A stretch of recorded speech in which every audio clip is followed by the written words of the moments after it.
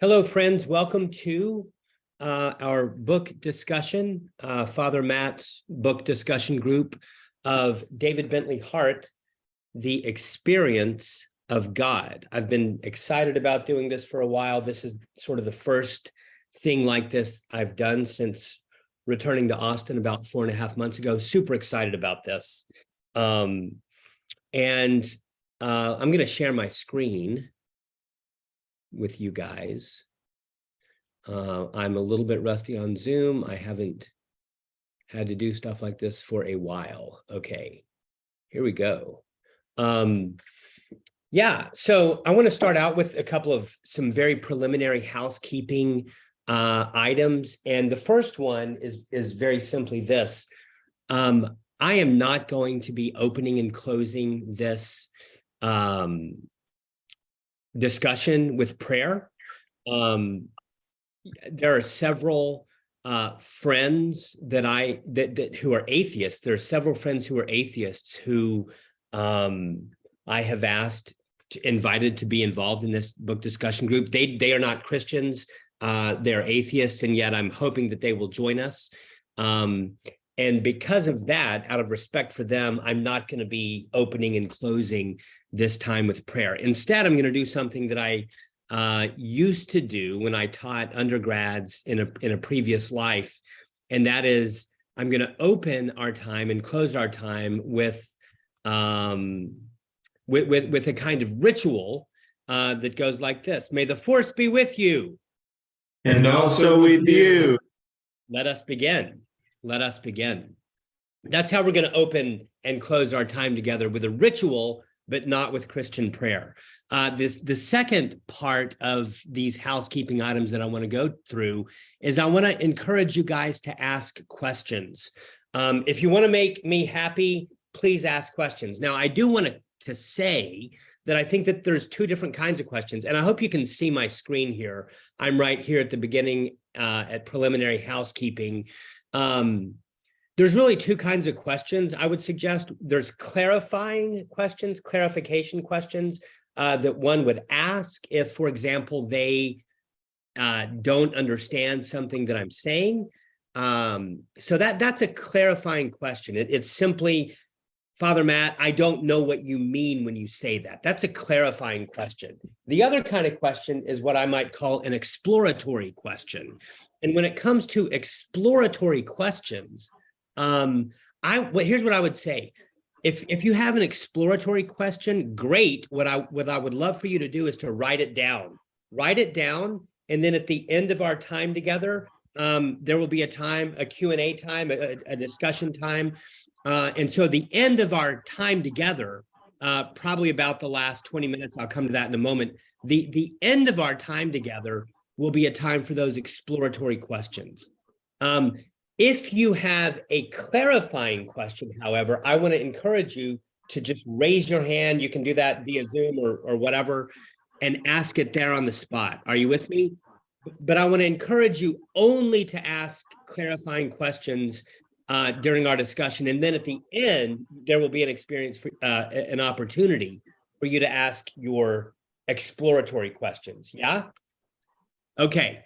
The last preliminary housekeeping item that I have is about timekeeping. This meeting is from 6 to 7:30. Okay, and I've set a timer on my iPhone to go off at 7 o'clock.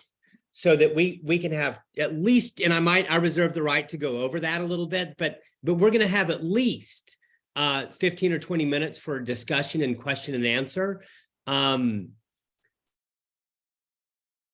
Yeah, so I'm going to talk for an hour ish, and with you guys jumping in for any clarifying questions, and then at the end, there will be an opportunity for exploratory questions, and then we're going to call it a day at 7:30. At least we're going to try to. Okay, so that's a little bit about timekeeping. Okay, good. Now that we're beyond that, and I assume no one has any clarifying questions at this point because no one has raised their hand. Okay, Now that we're beyond those preliminaries, those housekeeping items, what I want to do is jump to what I'm thinking of as the opening statement of the entire book.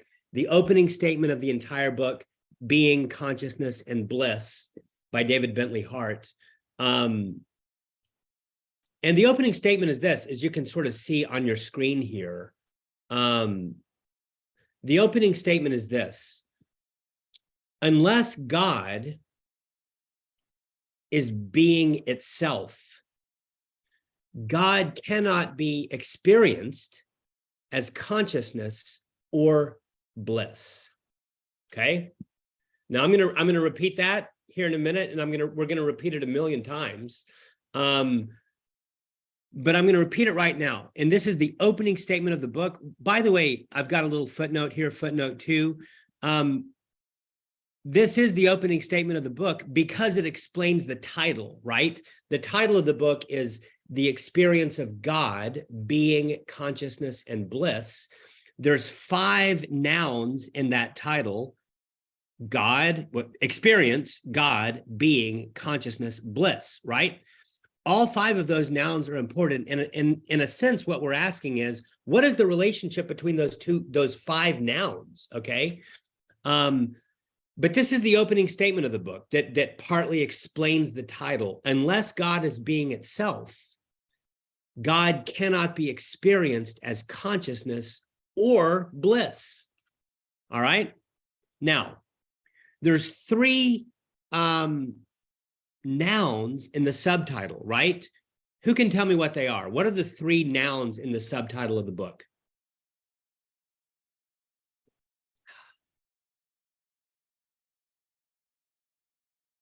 Anyone have any thoughts about that? I'll go ahead and jump in. The 3 nouns in the subtitle of the book are being, consciousness, and bliss. All right.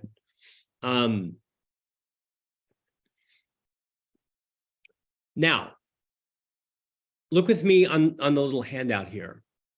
One of the things that David Bentley Hart talks about in this book is that the understanding of God that he's putting down is shared across essentially all major religions of the world, okay? And that includes, in particular, Eastern religions like Buddhism and especially Hinduism, according to David Bentley Hart. And he talks about this notion of Sat Chit Ananda. Sat, S-A-T, Chid, and Ananda. And he claims, and this is in chapter 2 of the book, we'll come to it soon enough, he explains that Sat in the Sanskrit language, the language of parts of Hinduism in India, Sat can be translated as being. Chid can be translated as consciousness. Ananda can be translated as bliss. And what he's saying is that in these Hindu traditions, they speak of the supreme notion of reality that they have as Sat Chid Ananda. Side note, David Bentley Hart also talks about a Christian missionary in India, maybe 100 years ago, who took that triad of Sat Chid Ananda and used that to translate Father, Son, and Holy Ghost. And that's essentially what David Bentley Hart is saying. He's saying that we can speak about God as being, consciousness, and bliss, aka Sat Chid Ananda, aka Father, Son, and Holy Spirit. All right. And that's sort of like the inspiration of the subtitle. So what I'm doing is talking about the title of the book. But let me go back to this opening statement again. Unless God is being itself, God cannot be experienced as consciousness and or bliss. All right. Look with me at the handout here. In other words, because God is being itself, God can be experienced as consciousness and bliss. And y'all, this is difficult stuff, but I know that if you hang with me, it'll become clear over time, especially as you ask questions both the clarifying questions and the exploratory questions. In other words, here we are. Because God is being itself, according to David Bentley Hart, God can be experienced. We could stop right there. Because God is being, God can be experienced. Now that's probably sounds really weird to you. We're going to come back to it. But not only can God be experienced, God can be experienced as consciousness and bliss. In other words, look with me here, because mystics throughout the millennia have experienced God as consciousness and bliss, we know that God is being itself. Part of what I'm trying to do here is as I sort of unpack the title with this opening statement and then two other versions of this opening statement that I think follow from the opening statement itself.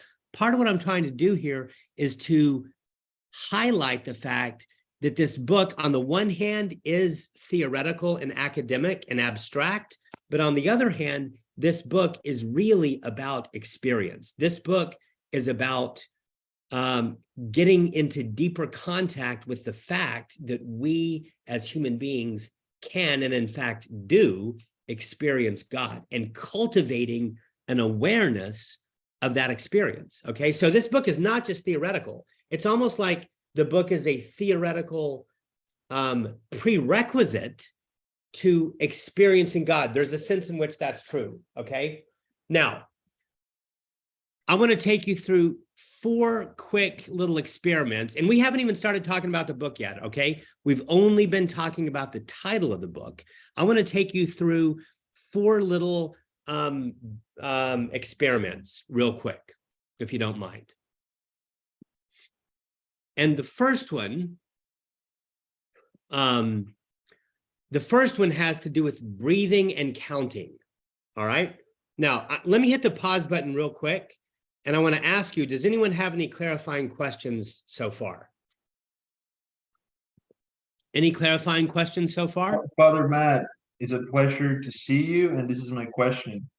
The word have in the sentence you just read, that because mystics throughout the millennia have experienced God. If this is an exploratory question, dismiss it. I'll ask it later. But Cool. the have word means in the past, right? So it's giving a sense of time. Yes, but I'm not trying to say that that experience has stopped. Right. What I'm saying is that does the fact that that is dated in time, and it happens in a sequence, kind of lead to the conclusion that that's why it's being itself? Because being is something that occurs in time. Sergio, this is great. Why do you say that being is something that occurs in time? We're going to come back to this, but why do you say that? Because I guess because the word is being, because is extended. It's not just be, it's being, is extended in. Oh, okay. Yeah, I see extension, and of course in time. So we're going to come back to this, but because Sergio, you have sat under some of my teaching in the past, I'm just going to remind you of Parmenides. And what Parmenides says is that actually we can't say what being is, we can only say what being is not. And one of the things that being is not is changing. Being does not change. In other words, being, what David Bentley Hart would say, and for now, I don't really want you to care about what I think. I want you to care about what David Bentley Hart thinks. Being is not in time. And so therefore, what that means is the fact that we can experience it is paradoxical. It's absolutely paradoxical, and we will come back to that. But I just want to say, I think that the assumption packed into your question is actually something that David Bentley Hart would not agree with. Yeah. Okay, good. And that I would not say that that was exploratory. I would say that that was clarifying. So thank you. Now, we're going to go to these 4 little thought experiments, okay? And Sergio, it's a great question. And I want you to keep coming back to that question over and over. Listen for how and when that question gets addressed as we continue, okay? Awesome. Now, here's what I want to do. I want all of us to close our eyes. I want us to close our eyes. And on my iPhone, I'm going to set my timer. Actually, my timer. I'm going to set my timer for 7 seconds. Okay. So go ahead, close your eyes. Close your eyes whenever I say love. When I say love, I want you to close your eyes. And then when you hear my alarm go off, you can open your eyes. Okay. Does everyone understand the little experiment we're doing? All right. Go ahead. Close your eyes. Love.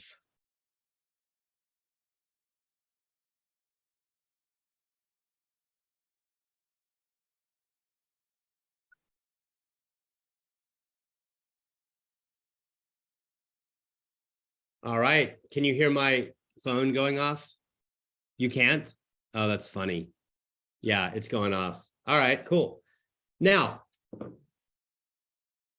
I have a question for you guys. Would you agree with me that we were doing something for 7 seconds? Would you agree with me about that? All right. Now, let me ask you another question. Were you breathing during that 7-second interval? Yes or no? Yes. Yes. Now, let me ask you another question. Were you aware of your breathing during that 7-second interval? Let me ask it a different way. Were you conscious of your breathing during that 7-second interval? Let me ask it one more way. Were you thinking about your breathing during that 7-second interval? Yes or no?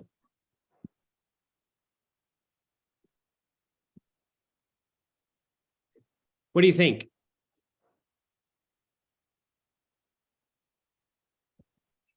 Do you think that you were conscious of your, you know what? Let me ask it a different way. Let's talk about your heartbeat. We were doing something for 7 seconds, were we not? Was your heart beating during those 7 seconds? Yeah. Were you, yes. Were you thinking about your heart beating during those 7 seconds? No. Ah, would you say that you were conscious of your heart beating during those 7 seconds? That's a little harder to answer, isn't it? Yes. I wouldn't say it's that hard. I would say most people know what conscious means. Okay. Okay. So Sergio, would you say that you were conscious of your heart beating during the 7-second interval? Yes or no? No, I wasn't. What I mean with conscious is like noticing. I wasn't noticing. I think that's right. I think that's right. Okay, so here's what I want to say to you guys. And again, if you have any clarifying questions at any time, jump in, okay? But here's what I want to say to you. One of the ways to think about this book, David Bentley Hart is saying that God is like your heartbeat during that 7-second interval. Or maybe breathing. Okay, so let's take breathing. I think we're all saying that we actually were not conscious of our being during the 7-second interval. But let me ask you, is it possible to cultivate an awareness of breathing during that 7-second interval or during any interval at all? Yes, it is. So it's possible that there are things that are very deep within us that we're not explicitly conscious of, but maybe we can go deeper and become conscious of it. Side note, there's a lot of Eastern Orthodox theologians who talk about, and actually I was listening to a podcast where a trauma psychologist was saying this very same thing, that it's possible to regulate your heartbeat. Not only is it possible to become conscious and aware of your heartbeat and feel it, but it's actually possible to regulate it. And in fact, this is one of the things that happens in yoga. So one of the things I want to say to you is that David Bentley Hart is saying that God is like that. God is a reality that is deep within us, that it's very easy to be unconscious of, but at a deeper level, consciousness is absolutely possible, and it might even always be there at an unconscious level, if that makes any sense. Now, let me hit the pause button and say, are you picking up what I'm putting down? Yeah, you use the word explicitly conscious of in a sentence you used before. Yeah. Being conscious, I mean, that which you said just made me realize that being conscious might not be the same as noticing, I think because it's very related. okay, the fact that you used the word explicit made me think of implicit consciousness. That's good. That's good. I want to move on, though. I think that's really good. But let me just say that I think that there can be different intensities of consciousness. Good, okay. Different intensities of consciousness. All right. Awesome. Now, what David Bentley Hart is saying is that God is like that.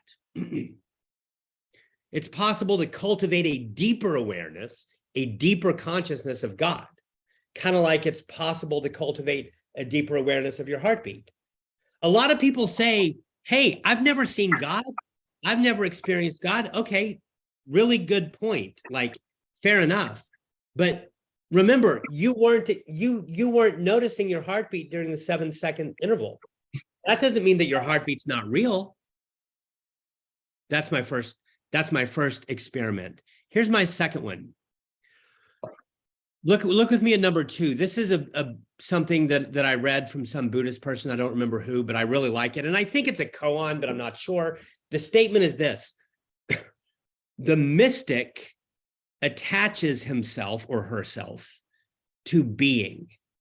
The mystic attaches herself to being. Now, pause.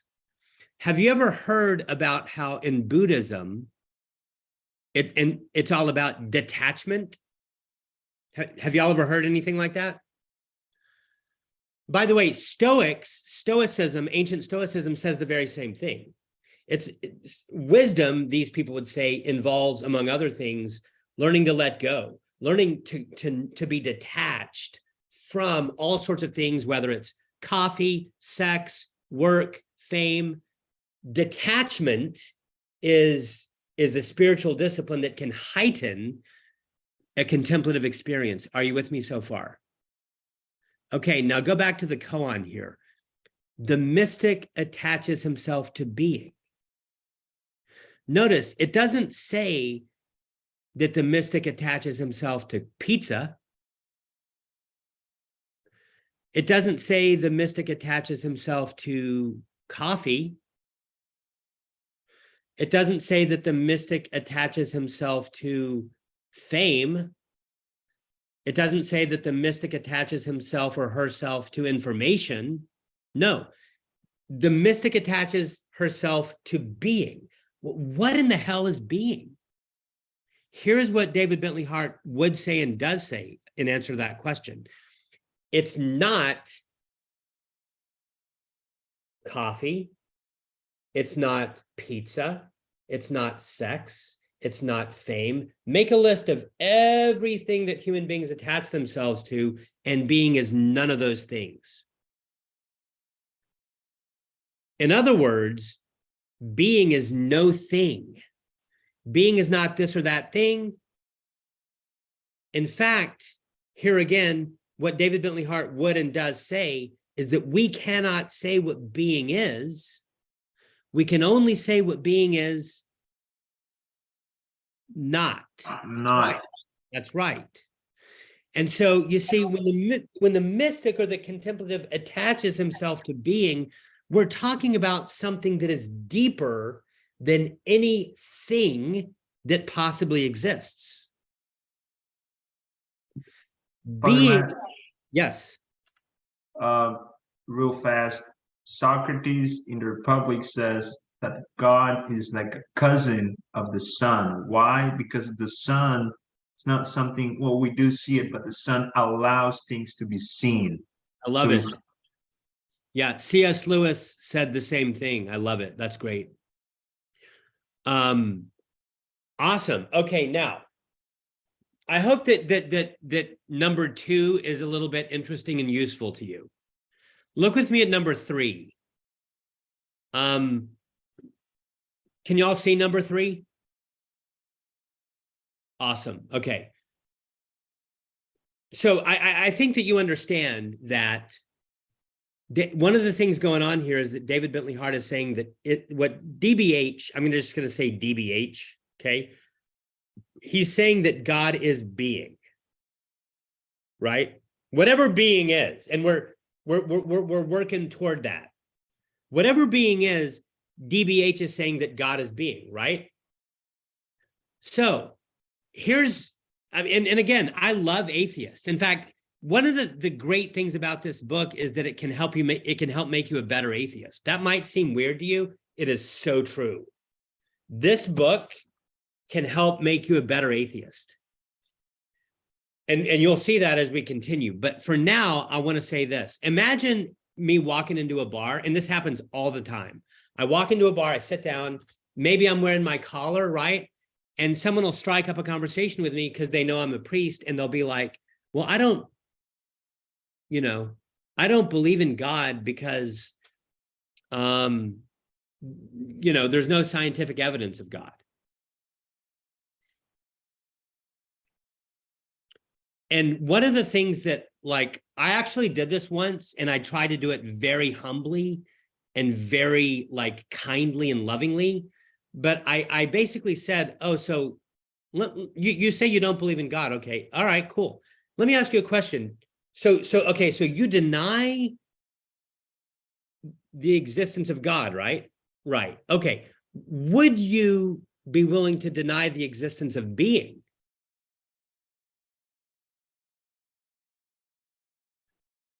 And then they're like, whoa. And then we get into this conversation. What would that even mean? What would it even mean to say, I don't believe that being exists, right? But see, David Bentley Hart is saying that God is being. And we're going to keep going. It's going to become more clear as we go.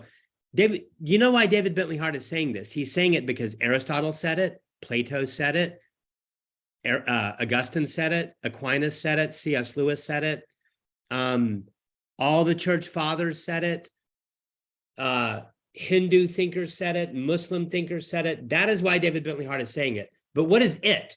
God is being. So if someone wants to be an atheist, okay, great. Think about this. What would it mean to deny being or to deny the existence of being? It's even difficult to make sense of what that would even mean. All right. Also, a lot of times people say to me, oh, hey, you're a priest. That's awesome. I believe in God. You know why? And they'll say, because God is love. And I look at them and I'm like, amen. That is so true. High five. Psh. And then after a couple more beers, I'll usually look at them and I'll be like, by the way, I love what you said earlier. God is love. You know what else God is? God is being. And then we get into a conversation about that. It's really fun. But what I want to say right now in terms of number 3 is to deny God is to deny being, if God is being. All right. What would that even mean? I don't know. I don't know. All right. I want to do one more thing before we move on and delve into the book and go into the introduction. This is my 4th and last kind of like introductory exercise or thought experiment. I want to talk to you about Plato's line, okay? I want to talk to you really briefly about Plato's line, and I'm going to pull it up real quick. I'm going to pull it up real quick.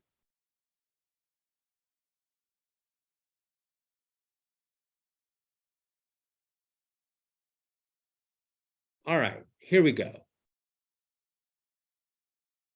Let's see here.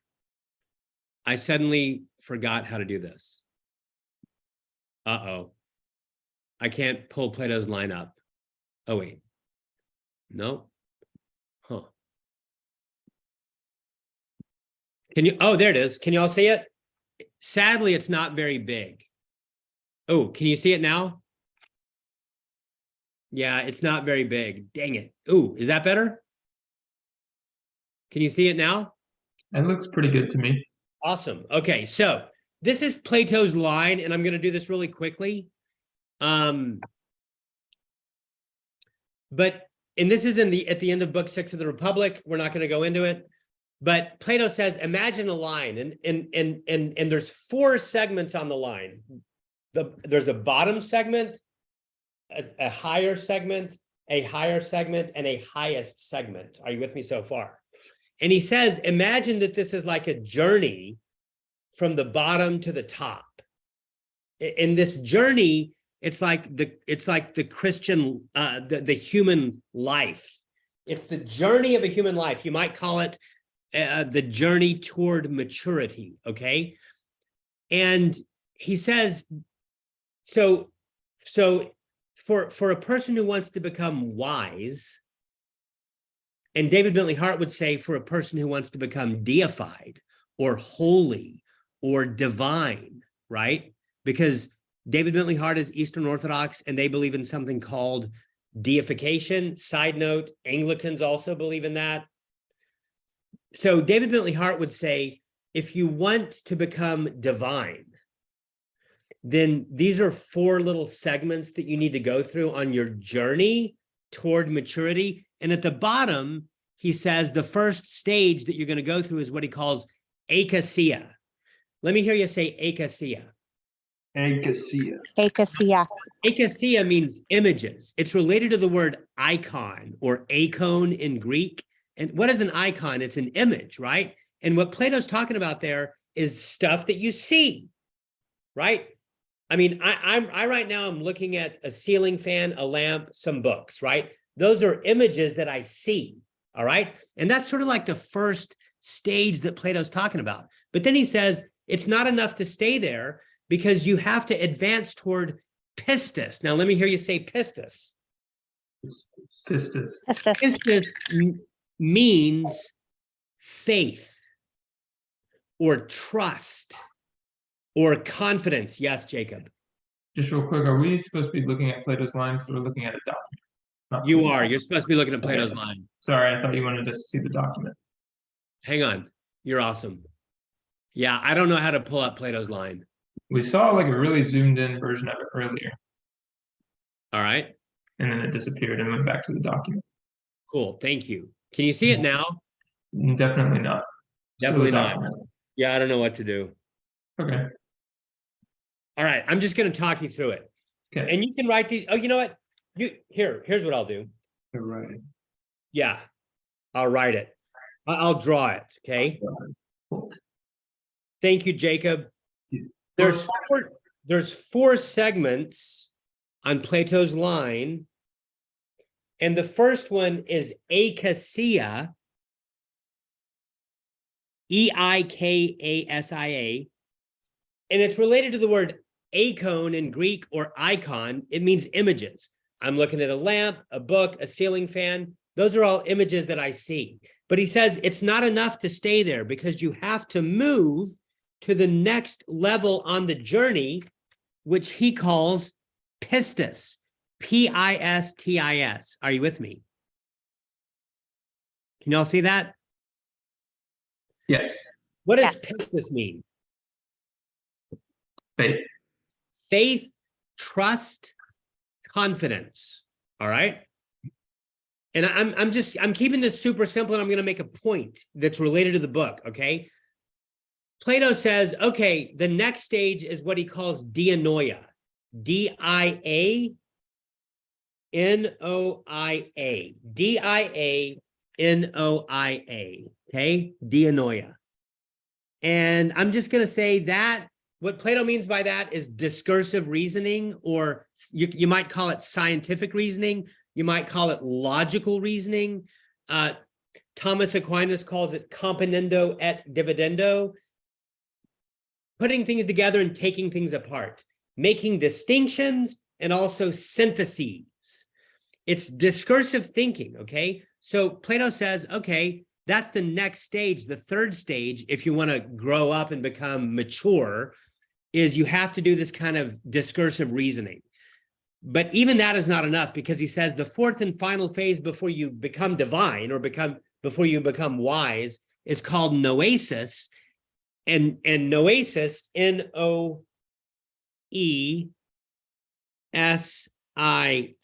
Let me hear you say noesis. Noesis. Noesis. Yeah, that's the top segment of the line. So you've got acacia, pistis, dianoia, noesis. And noesis is not discursive reasoning like moving through an algebra proof or reading a book. No. Noesis is when you stand in awe of something. It's when you have an epiphany or a recognition. It's when the light bulb comes off and you say, oh, I get it. Aha. It's an aha experience. And then you rest in that. Okay, that's noesis. Now, y'all, that was super long. Here's what I want to say to you. I want you to notice this second element. What is it? Pistis. Pistis, or faith. Plato is saying that all human beings have this. You don't have to be a Christian to have faith, according to Plato. Now, he's not talking about religious faith in the risen Christ. No. But he is talking about a kind of faith, a kind of trust. And it's not simply rational. It's something else. But for now, the point I want to make is you don't have to be Plato was not a Christian. Plato was a pagan, and yet he still says, this is the way that human beings think. This is the way that human beings live. This is the way that human beings exist and function and grow. One of the things that human beings do is they have faith or confidence or trust in something. All right. Now, the reason I'm doing this is because there's a lot of people running around out there, and it's totally understandable, who want to say, okay, there's reason and there's faith, and they're completely different. But Plato says the opposite. He says that faith is like before and after reason. It's before discursive reasoning, and it's after images, seeing things. Like what Plato is saying is that faith or trust or confidence, it's natural. That's what I'm trying to say. It's not a supernatural thing. It's natural. It's something that all human beings do. All human beings have faith or confidence or trust in something. And I think that one of the things that David Bentley Hart would want to say is, okay, that makes sense because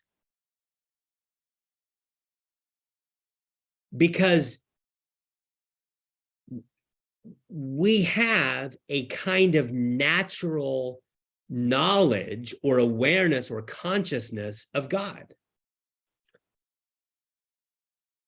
Do you want to say one more time the words of the line from bottom to top, please? Yes. Acacia. Translated, please. Images. Pistis. Pistis. Faith, confidence, trust. Dianoia. Discursive reasoning, scientific reasoning, logical thought, moving through a series of elements and trying to come up with a conclusion. And then fourthly, noesis, Noesis, which is when you say, aha, I get it. It's what noesis is, the simplicity on the far side of complexity. It's when you've struggled to understand something and suddenly you're like, oh, I get it now. Okay, good. The point there is that Plato thinks that there is a sense in which faith or confidence or trust is natural. It's not some supernatural thing. It's something that all human beings do. One of the things David Bentley Hart is doing here is saying that we all have an experience of God, and we're going to come back to that in a minute. All right, y'all. Yay! I got through my introduction and orientation. Okay, and I hope that those 4 little thought experiments were mildly interesting, and what I really hope is that they weren't just confusing. All right. Moving on. Okay, we're now gonna dive into the book itself, into the text itself. And by the way, it's okay if you don't have the book or haven't read it yet, no problem at all. That's one of the reasons why I'm recording this, and it'll be uploaded onto the St. George's YouTube channel. Yeah, we're gonna cover this stuff again, all right? Now, we're gonna go through it over and over. It is totally fine if you haven't read this stuff, but nevertheless, I'm going to dive in, and we're going to start talking about the introduction to the book, which begins on page 1, okay?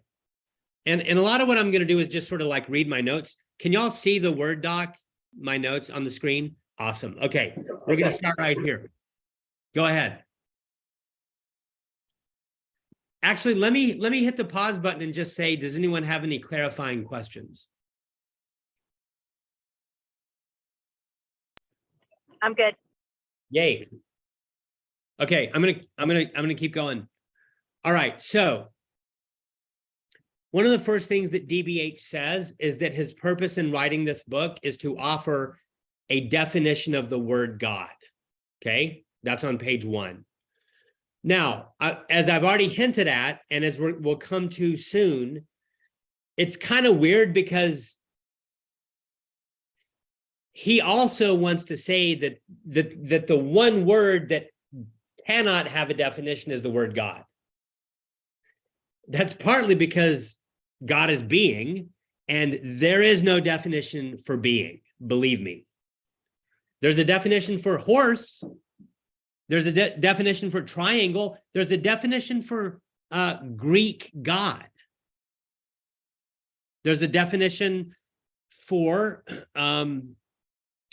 angel. There's even a definition for fairy. Okay, we're going to talk about all these things.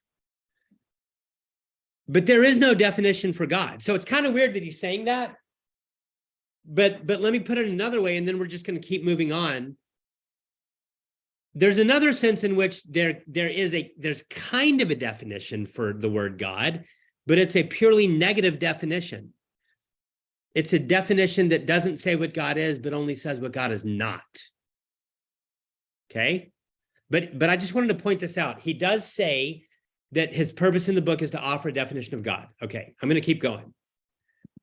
DBH states that he will do this in fairly slavish obedience to the classical definitions of the divine found in theological and philosophical schools of most of the major religious traditions. I hope that makes sense. Does that make sense to y'all? What he's saying is, I'm getting this from Hinduism, Buddhism, Christianity, Judaism, Islam, etc. That's what he's saying. He's saying, hey, I'm not trying to make up my own definition of God. No. I'm going to transmit to you what all of these religious traditions have said. And they're also, he calls them theological schools and philosophical schools, all of them, all of the above. Okay? Now, does that make sense? Let me just say this little Greek letter theta is my cheesy symbol for theological or theology. And this little symbol phi or phi is my cheesy little symbol for philosophy. All right. Now, so does the second bullet point make sense? Awesome. Okay. Now, today, y'all, let me just remind you before I go to the third bullet point.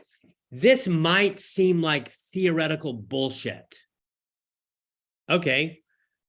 Just remember that the purpose of all of this has to do with experience and consciousness and contemplation, what David Bentley Hart is trying to do is give us some theoretical thought, some theoretical notions and concepts that can allow us or facilitate or maybe give us confidence in our experience of God. So I know it seems theoretical and abstract, but the upshot of this is not that at all, okay? Now, and no one ever said it would be easy. All right. Look at the third bullet point with me. Today, when people argue/debate about the meaning or existence of God, they're not even talking about the same thing. They are speaking at cross purposes, making no progress. The interlocutors, the dialogue partners, all too often are not even really disagreeing.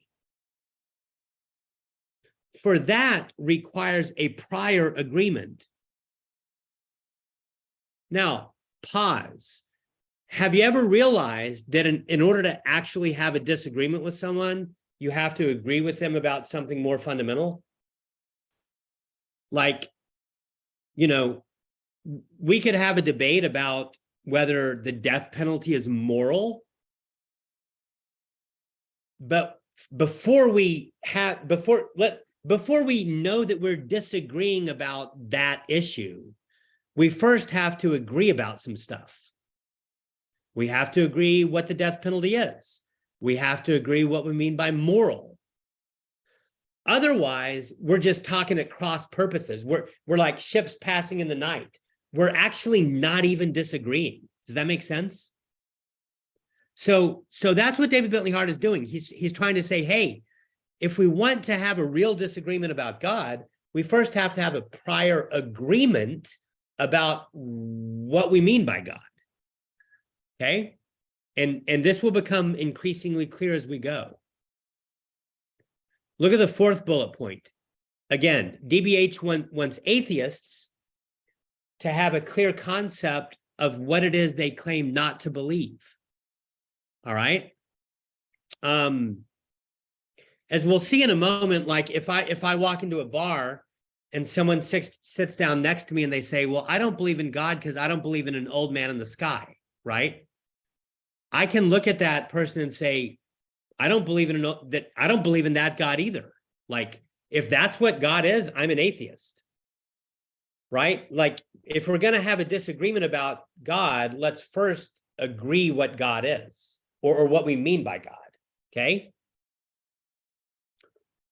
Like, if you meet an atheist, and I hope that I do, that you do, one question to ask is, tell me about the God you don't believe in. Because chances are I don't believe in that God either, right? Like, I don't believe that God is there's all sorts of things that I don't think God is. A divine watchmaker, an old man in the sky, a surveillance camera, a strict disciplinarian. There's all sorts of things that I don't think God is. So vis-a-vis those definitions of God, I'm an atheist. And by the way, don't forget that the first Christians were accused of being atheists. That is why the Romans executed them. The Romans made two accusations against the earliest Christians. They said, you're cannibals and you're atheists. You're cannibals and you're atheists. Why did they say they're cannibals? Because they claimed to eat the body and blood of Christ. Why did they say that they're atheists? Because the Christians said, we don't believe in Zeus. We don't believe in Apollo. We don't believe in this pantheon of gods. And so the Roman authorities looked at them and said, you guys are atheists. Right? So if you want to have a real disagreement, first you got to get on the same page about what you think God is.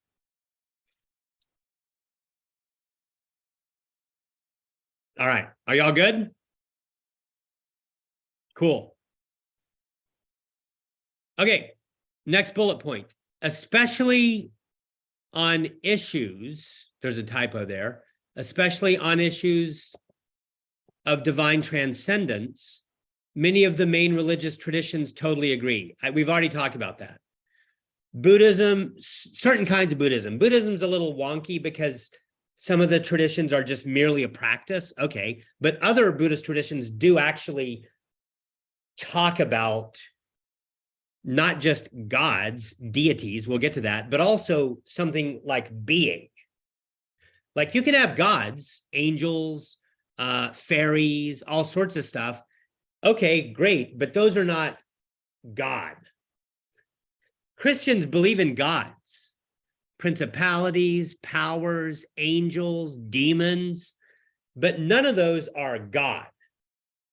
Okay? Certain Buddhist traditions are like that. We're going to come to this kind of stuff later. Other times, Buddhism seems like it's just a practice. So Buddhism's a little wonky. But here's the point right here on this bullet point. Especially on issues of divine transcendence, many of the main religious traditions agree. I think you already know that, right?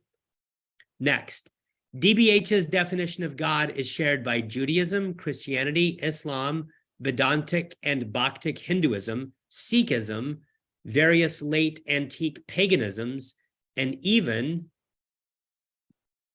various Mahayana formulations of, say, the Buddha consciousness or the Buddha nature, or even to the earliest Buddhist conception of the unconditioned, or to certain aspects of the Tao, okay? Next, DBH wants to confine himself to metaphysical or philosophical descriptions of God as opposed to confessional ones. So he's wanting to stay neutral with respect to religion. Now, he is a Christian. He is Eastern Orthodox. He doesn't deny that. But in terms of this particular book, he's saying, no, this isn't about being Baptist or Catholic or Jewish. This is about what all of those traditions historically have said, and others, which is also tantamount to metaphysical, right, in the blue here, metaphysical or philosophical descriptions of God. So he's not wanting to be confessional. He's not wanting to fly the flag of any particular religious tradition in this book. He's saying this is what all religious traditions say about God historically. By historically, I really mean pre-modern, like medieval, ancient, Eastern or Western. That's what he means by these religious traditions. He wants to give a high five to all of those because they all say that God is being. Most of them say that God is consciousness and bliss, okay? And he's wanting to steer clear of any confessional commitments or patriotism. It's not about being Baptist, being Catholic, etc., okay? Now, how are y'all doing? Y'all doing okay? The last thing in the world I want to do is waste anyone's time. No, I know. Go ahead. I'm learning. It's awesome. I wish Awesome. I had my book, but I'll get it. I'll get it tomorrow. Yeah, and remember, this is on you. This is going to be on YouTube. So, boom. Boom. All right. Next bullet point. Some examples. It shouldn't say. Oh yeah. Okay. 2 examples of the kind of conceptions of God that DBH has little patience for. By the way, you're about to get a pop quiz. Okay. One, an imaginary friend who lives beyond the clouds. That's not the God that DBH is talking about here. Or exhibit B, a cosmic mechanic deployed to fill in the gaps of modern scientific theory, what some people call the God of the gaps. David Bentley Hart is not talking about that, okay? So okay, are you with me so far? Okay, pop quiz. Does DBH agree with the atheists who reject those kinds of gods? Yes. That's right, he does. Okay, next bullet point. What then is, okay, so he agrees with them. Then what's his problem with them? Like, does he agrees with them that those kind, that kind of God does not exist. Where does he take issue with them? What's his problem with them? They're not willing to see other potential definitions of God. That's right. That's right. The disagreement is on the definition of God. That's right. Cool. Y'all good? All right. I'm going to skip. Okay. I'm just going to read the next bullet point super quickly. One of David Bentley Hart's keen interests, is to show that the modern sciences have no capacity to limit the logical content of the concept of God. Science cannot prove or disprove God, according to David Bentley Hart. Sorry, can you repeat the first sentence you said, please? Yeah. And it's right here. It's in the blue. Can you see that? A keen interest of DBH. Oops, something weird happened. Sorry. Oh.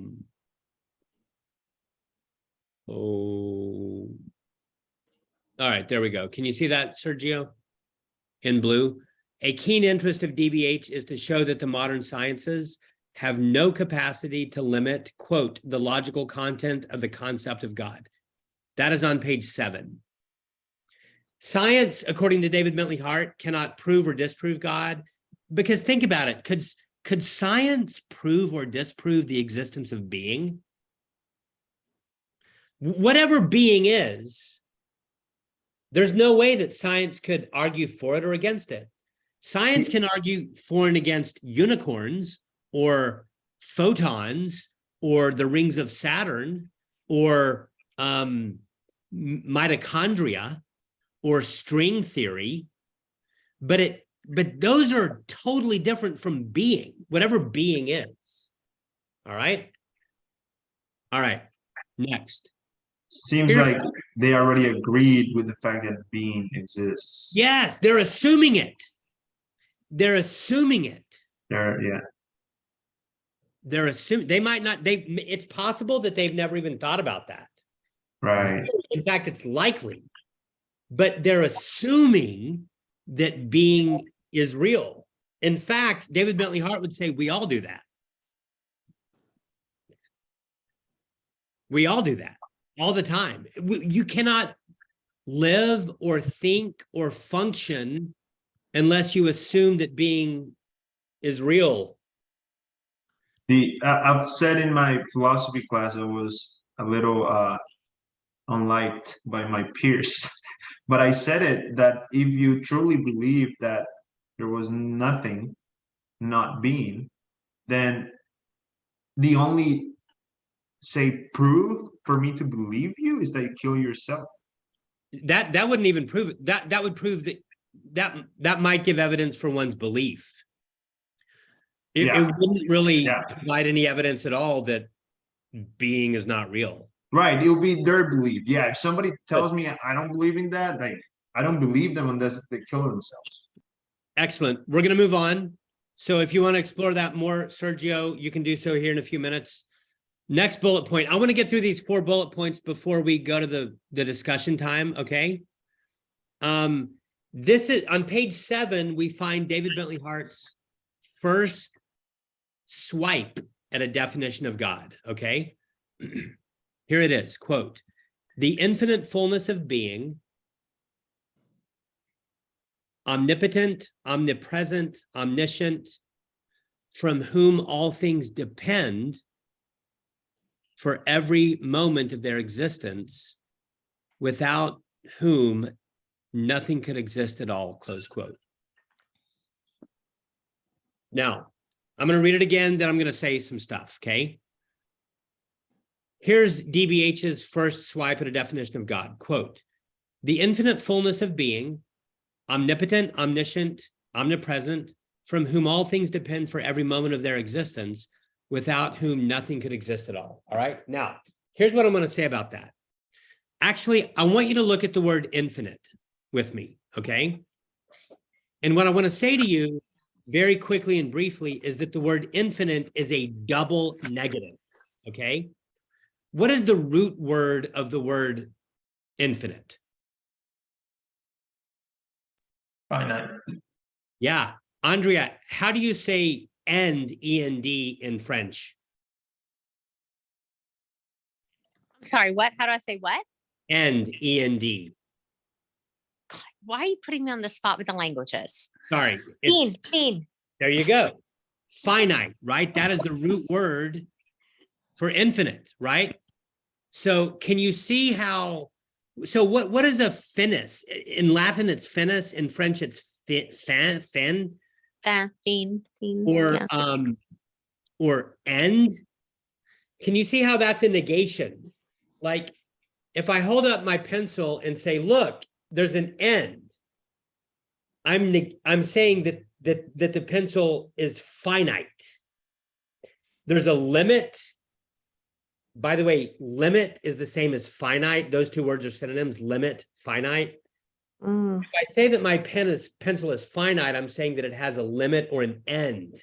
It doesn't extend in every direction into infinity. No, it's finite. So what I want you to see is that the word finite is a negation, is a negation. Do you see that? Now, if finite is a negation, what is infinite? A double negation. It's a double negation. And what I want to suggest to you is that is how David Bentley Hart and these traditions talk about God. They talk about God as a double negation.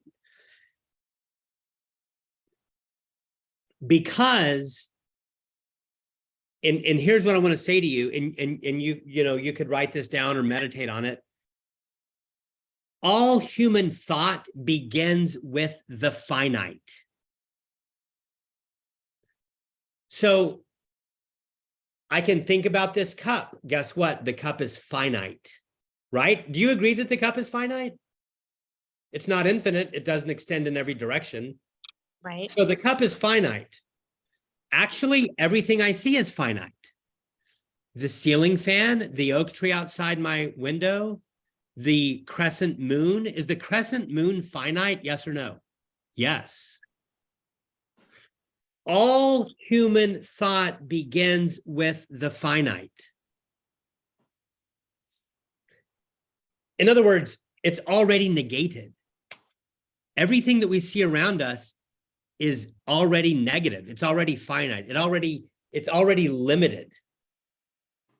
That's true for nature. That's true for like culture and technology and art and craft. So chairs, works of art, skyscrapers. It's true for concepts. Concepts are limited. We don't have time to talk about that. Mathematical truths are limited. Triangles are limited. All human thought begins with the finite. And when we talk about God, we're saying that God is not that. God is not finite. Are you with me? God is a double negative. God is a double negation. And if you look at these adjectives, we don't really have time to go into it, but I would argue if I had like 10 hours, I could convince you that all of these adjectives are double negatives. Okay, let's just take omnipresent, which means everywhere, right? I would say that what that is saying is that God is not limited. God is not local. Well, that's a double negation because local is finite. All right. Let me just repeat. All human thought begins with the finite. God is not that. Being is not that. Okay. So look, we're working toward a definition of God, but notice it's a negative definition. It's a negation. Okay, I don't know if this is a clarifying question, but why does it matter? Why does it matter? Like, what's the point of saying God is double negation? Like, I mean, what? Here's what it is. Because here, that's a great question. You know what, Andrea, will you please ask the question in a minute? I think that's an exploratory question, and I want to talk about it. It is so good. And I'm tempted to answer it, but I'm not. I'm going to be disciplined and get through the next 3 bullet points. On page 9, David Bentley Hart says that there are things we know so deeply that we do not know them. My stock example for this is trauma. Trauma is something that more often than not is deep within a person. In fact, it's so deep that you can like not be aware of it. It's there. And Plato would call it an unknown known. Sorry, a known unknown. So hang on. He would call it an unknown known. He would say, you know it, but you don't know you know it. Trauma. Freud would call it subconscious. But see, back to the bullet point, there are things we know so deeply that we do not realize that we know them. My stock example for that is trauma. Freud would call it the subconscious. DBH is saying that God is kind of like that. He is so deep within us that we actually, it's possible not to realize that we know of God. Okay? Definition of wisdom. This is on page 10. The recovery of innocence at the far side of experience. Earlier, I talked about the simplicity on the far side of complexity. That's related here. That's related to this. He says that wisdom is the recovery of innocence at the far side of experience, the ability to see again what most of us have forgotten how to see. Quick side note, I would argue, and I think DBH does argue, that little children almost certainly have an awareness of God. But then we lose it. So often we lose it. Well, look at this definition of wisdom. It's the recovery of innocence at the far side of experience, the ability to see again what most of us have forgotten how to see, but now fortified by the ability to talk about it. Now fortified with the ability to translate some of that vision into words, however inadequate. Okay?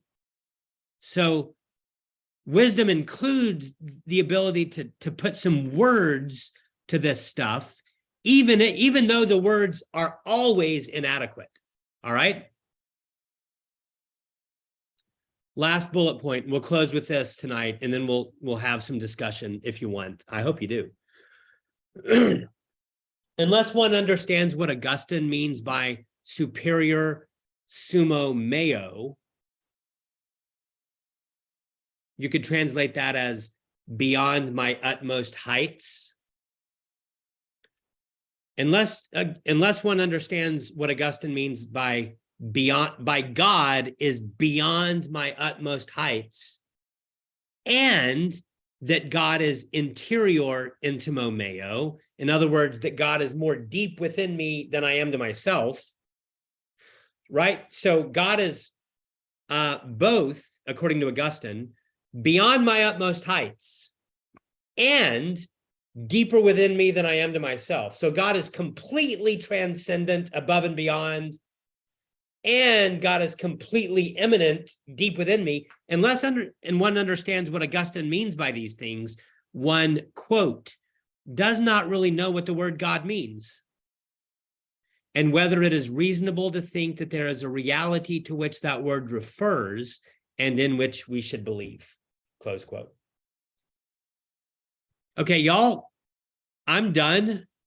I've got 7:10. We have 20 minutes for discussion if we want. We got through the first 10 pages in the introduction. Hey, that's great. So I don't even read the book. I don't Great. even have the book, but I'm going to tell you, this is exactly where I am on my journey right now. I'm just so grateful we're having this discussion. When you talk about wisdom and like coming, like I'm, oh, and by the way, I don't know you, Sergio, Jacob, but I'm so happy y'all are here. Nice to meet you. Andra, very nice to see you too. Thank you. Looking forward to the discussion. And this is exactly where I am. Like, I just feel like I'm at this age where, you know, and I have 20-year-old kids, 25-year-old kids who think they know everything, but they're not at the point I'm at, right? Like they think they know the world and it's very finite and it's very scientific and it's very, it's what you see, and they think I'm nuts. That's okay. I mean, most 25-year-olds think their parents are nuts, but I'm just so grateful, Matt, that you're doing this, because I'm excited about this book. That's all I want to say. I'm sure I'm going to have more discussion questions. And I do want to go back to, like, why is it important to say God is a double negative? That's such a great question. I think that gets at kind of like the substance of what we're talking about. So here's why. It's important to understand that God is not a thing in the world. All right? So it's important to understand that God is not like Zeus. Zeus, whether he's real or not, is a thing in the world. Is Zeus limited? Yeah. Yeah. Zeus is limited. I mean, read Greek mythology. He's Zeus, fighting with all the other gods all the he time. picks his nose. He cheats on his wife. He gets jealous, right? Zeus is a finite creature. I see. So is who's the guy that snaps his fingers in the Marvel movies? Thanos. Thanos, same. Now, Thanos has huge biceps, right? Thanos can snap his fingers and obliterate half of all living creatures. Yeah. But is Thanos finite? Yes or no? Yes. Yes. I mean, I think he even dies. I can't remember. But believe me, if you die, you are finite. Mm-hmm. Okay? It means your life comes to an End. Yeah. A Thanos is theme. finite. So, Yeah. Andrea, my first answer to your question is the reason it's important to know that God is a double negation. First point, you have to understand that God, it's because we want to understand that God is not finite. Yeah. In other words, God is not like Zeus. God is not like Thanos. A lot of people think and believe that what we mean by God, what we should mean by the word God, is just like this super strong big guy. But that's not what we mean, because no matter how strong that big guy is, he's still finite. Right. I guess I've always heard that God is infinite, but I've not heard it said that God is a double negation. See, And when I think of double negatives, I think of positive, right? Because that's what I learned in it is- algebra. It is positive. Okay. It is positive. You can think about it like this. God is the only thing that is, in fact, this is exactly what Aristotle says. Aristotle says that God, and this, Aristotle wasn't even a Christian, right? Aristotle says that God alone is, his word is pure act. What he means by that is fully alive, fully actual, fully, I'll put it like this, completely fulfilled. Or you could say God alone is truly real. Now, if that's true, what that means is that everything else in the world is what? Incomplete. Yeah, incomplete, not fully real, not exhaustive. Yes. And that's exactly what Aristotle It's says. worse. It's even worse. It's almost like negation. Everything is a negation of the real. It's like the opposite. Good. Now, Sergio, I love your instincts. Plato and Aristotle would want to remind us that what saves us from that nightmare that you just hinted at, Yeah. is that all of finite reality, trees, human beings, stars, all of it participates in God. Mhm. So Yeah. that participation in God is kind of like striving towards God's full actuality. Does that make sense? But I'm still answering Andrea's question. And Andrea, I love what you said about the word about infinite and algebra. I think part of the problem, I just speaking for myself, I never really thought about the word infinite until like 5 years ago. And I realized that that word is a double negation. Yeah. It means not bounded. It means not limited. It means not negated. It means not. Right. Okay. So, but let me say another thing in answer to your question. It has to do with this notion of concepts and definitions. Because again, we could come up with a definition of angel. We could come up with a definition of, okay, so do you realize that ancient Caesars and kings claimed to be divine? Well, we could come up with an exhaustive definition of those creatures, whatever they are. But not so with God. Mm-hmm. We can't say what God is, we can only say what God is not. Right. And so I think that the other answer to your question is it's part of being conceptually clear.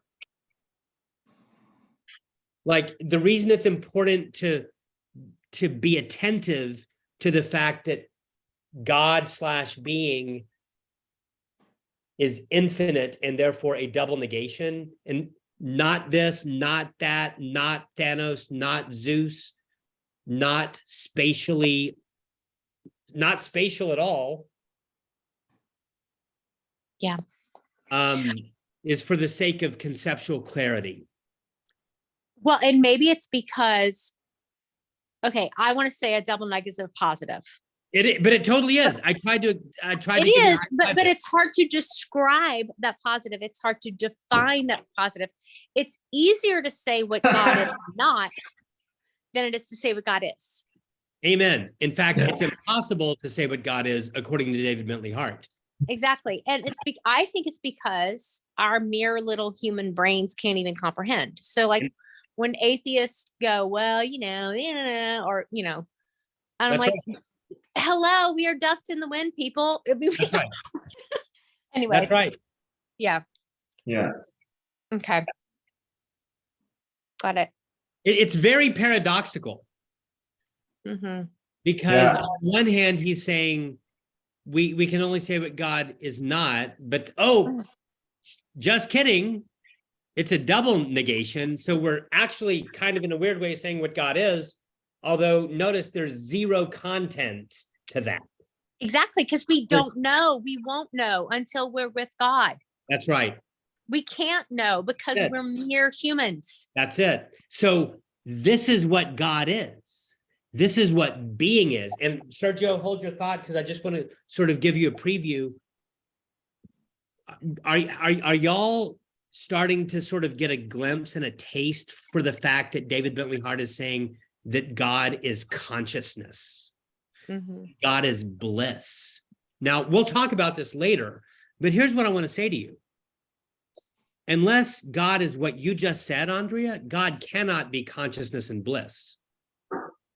Look, can Zeus be consciousness and bliss? No. David Bentley Hart is not saying that God is blissful. Right. He's saying God is bliss. Zeus might be blissful, or some nymph, on Calypso or whatever. I don't even remember. They might be blissful, but they are not bliss. Yeah. In order for something to be consciousness or bliss, it can't be a creature. It can't be finite. It has to be being itself. And it has to be above and beyond this world that we're living in. Above and beyond, but also in it. True. It's also part of it. So, fact, okay. Look, think about this. Could Zeus be deep inside of me? No. You know why? Because Zeus is not completely beyond me. Yeah. That's exactly right. Yeah, he cannot trespass your parameters, neither inside or outside. That's right. That's exactly right. Yeah, he cannot transcend the parameters of the world. That means neither yours nor the world's, right? That's right. God is Zeus is finite. Yeah. Sergio, did you have a question? Well, I was uh I'm just going to say this very fast and I'll ask my question, which is Anselm, yeah, Canterbury.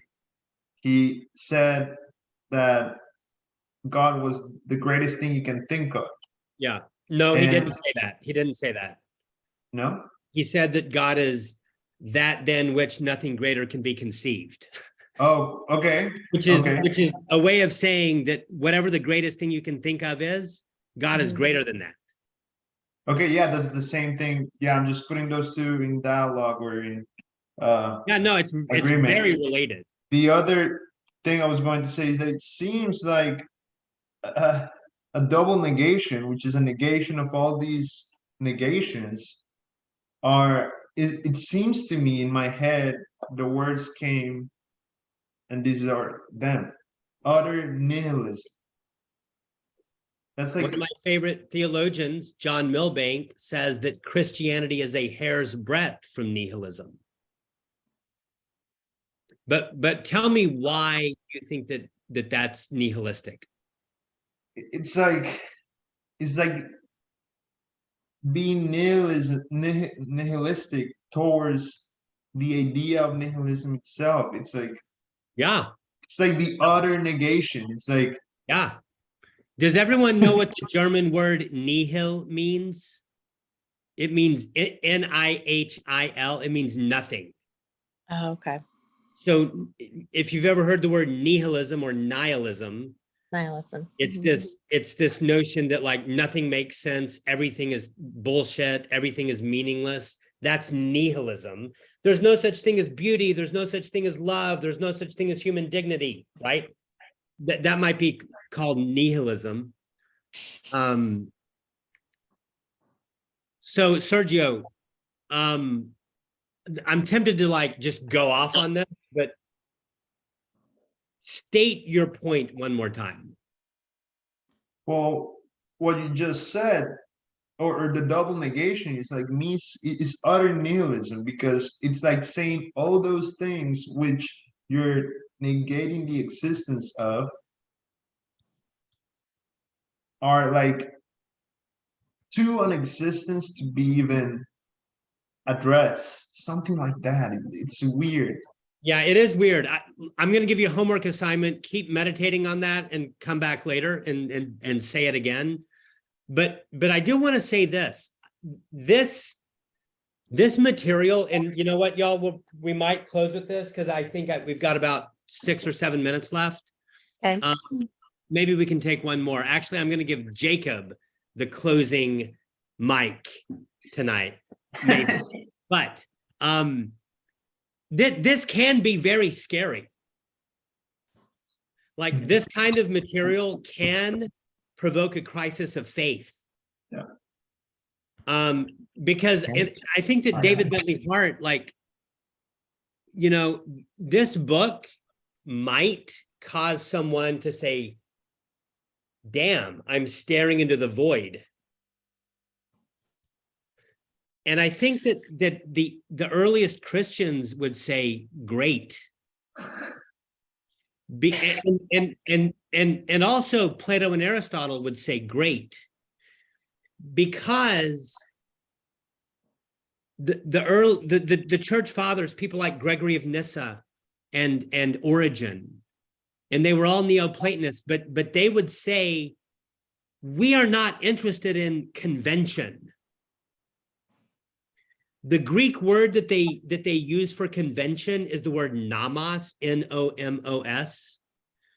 And if you read the church fathers, they were very philosophical, and they wanted to say, hey, we're not interested in convention. And whenever in your life you begin to see that convention is fake, that can be scary. Yeah, but let me tell you something. I've known for a while that's fake. Okay. Like, this is giving me new faith because, and here's my question to you, Father Matt, which is probably not appropriate, but I go to church sometimes and we're reading through the stuff we read. And I'm like, come on, you know, I Yeah. know there's more here, but this Oh, is yeah. the ritual. This is what we have to say. And I just kind of meditate and go in my own thing because I know God is bigger than the Book of Common Prayer. The Book of Common Prayer would completely agree with you. Okay. Although, if you think about the length, Andrea, keep coming back. Like, I love it. I love it. Yeah, of course God is bigger, but the Book of Common Prayer knows that God is bigger. And B, I would also suggest that if you pay attention to the language used in the Book of Common Prayer, that language is always saying, God, you are bigger. God, you are bigger. The other thing that I would say, Andrea, is that I think that it's like, there's a lot to be discussed.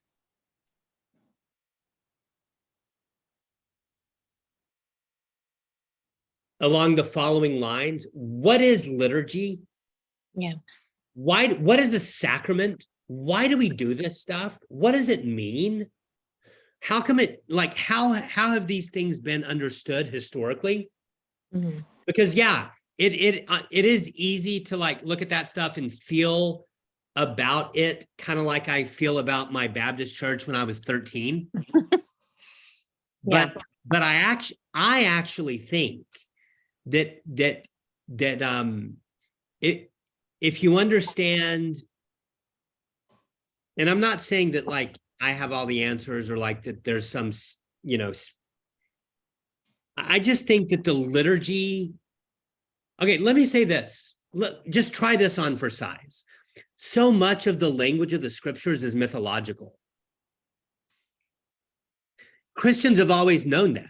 Now, what does that mean? Does that mean that it's Not all Christians have known that. Sorry?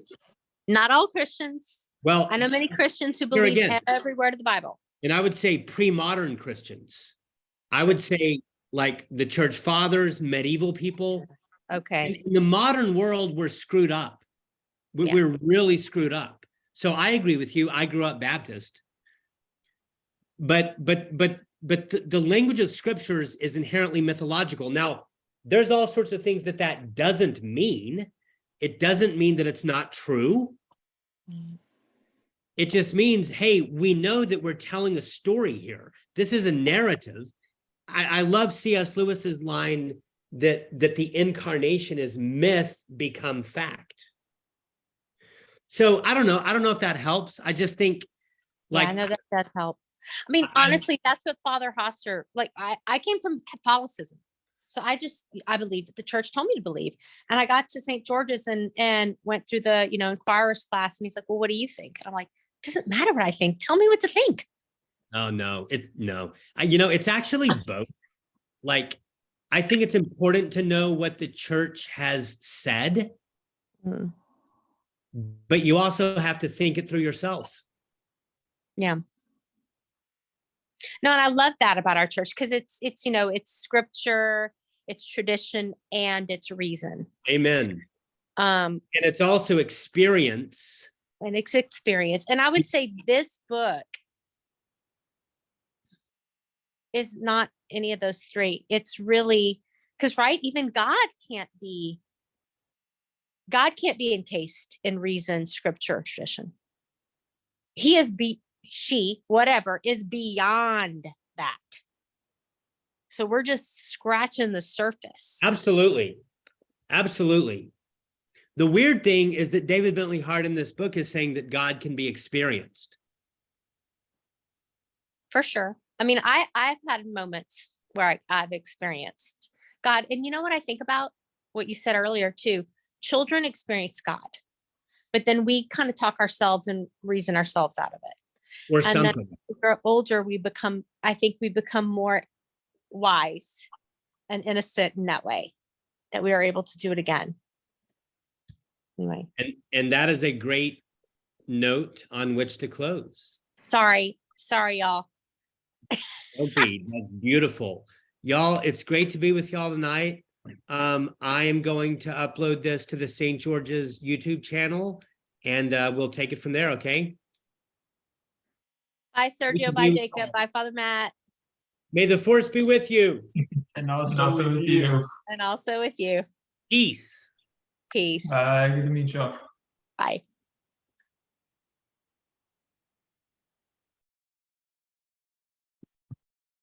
Father Matt. Oh.